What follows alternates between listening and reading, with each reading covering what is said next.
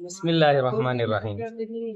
طہارت اور نجاست کے اعتبار سے پانی کی 5 قسمیں ہیں۔ نمبر 1، طاہر مطہر، یعنی وہ پانی جو خود بھی پاک ہو اور پاک کرنے کی صلاحیت بھی رکھتا ہو، جیسے مائع مطلق جس کے ساتھ کوئی دوسری چیز شامل نہ ہو، جیسے دریا اور نہر یا چشمے کا پانی۔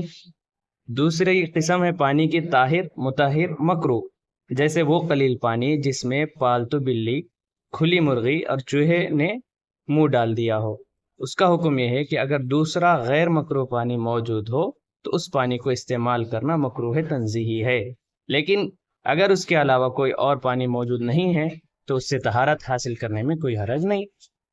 پانی کی تیسری قسم ہے طاہر غیر مطہر، یعنی وہ پانی جو بذات خود پاک ہو لیکن وہ حدث کو پاک کرنے کی صلاحیت نہ رکھتا ہو، یعنی اس سے دوبارہ وضو اور غسل معتبر نہ ہو، جیسے مائع مستعمل جس سے کسی حدث حکمی کو زائل کیا گیا ہو۔ نیز عبادت کی نیت سے وضو پر وضو یا کھانے کے لیے ہاتھ دھونے سے ٹپکنے والے پانی کا بھی یہی حکم ہے۔ البتہ مائع مستعمل سے نجاست حقیقیہ زائل کی جا سکتی ہے، جیسے ناپاک کپڑا دھویا جا سکتا ہے۔ پانی کی چوتھی قسم ہے ناپاک یعنی نجس، یعنی وہ پانی جس میں کوئی نجاست مل گئی ہو۔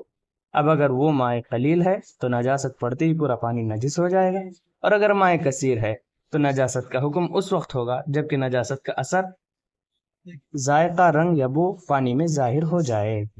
پانی کی 5ویں قسم ہے مشکوک پانی۔ یہ وہ پانی ہے جس میں گدھے یا خچر نے منہ ڈالا ہو۔ اس کا حکم یہ ہے کہ دیگر پاک پانی رہتے ہوئے اس سے وضو وغیرہ نہ کرے، اور اگر دیگر پانی موجود نہ ہو تو اس سے وضو کر لے لیکن بعد میں تیمم بھی کر لے۔